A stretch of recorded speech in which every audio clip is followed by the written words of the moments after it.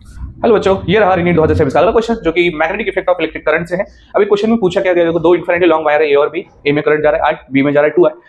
ए को हम लोगों ने ग्राउंड के ऊपर रखा है जिसका मास पर यूनिट लेंथ है लैम्बडा, इंसुलेटेड ग्राउंड फ्लोर के ऊपर डाल दिया उसको। बी को उसके कुछ हाइट ऊपर हम लोगों ने फिक्स किया है, ठीक है। अब मैग्नीट्यूड ऑफ मिनिमम हाइट हमें निकलना है जिसकी वजह से ए पे ए जो वायर है वो ऊपर ना उठे जमीन से, ठीक है। बी तो फिक्स है, अब दोनों में उठेगा वायर क्यों? क्योंकि दोनों का करंट कैसा है? सेम है। यानी कि करंट का अगर डायरेक्शन क्या हो जाएगा बेटा? सेम हो जाएगा।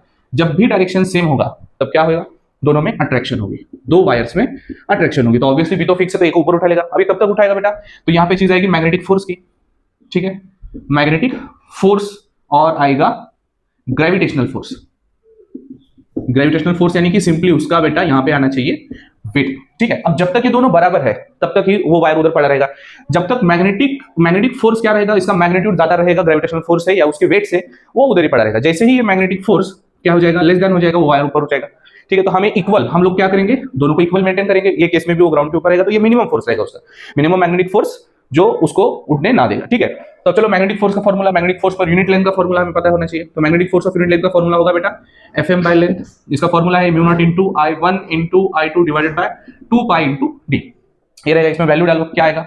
म्यू नॉट I1 रहेगा I, I2 रहेगा 2I divided by 2 into pi into D, 2 cancel. ये आएगा बेटा mu naught into I square divided by pi into D की जगह पे H डाल दो, वो निकल रहा है हमें। अब ग्रेविटेशनल फोर्स क्या आएगा? देखो ग्रेविटेशनल का जो फोर्स रहेगा वो रहेगा उसका वेट अपॉन लेंथ, मतलब gravitational force per unit length लिखा है हम लोगों ने, ठीक है। mg/l आएगा।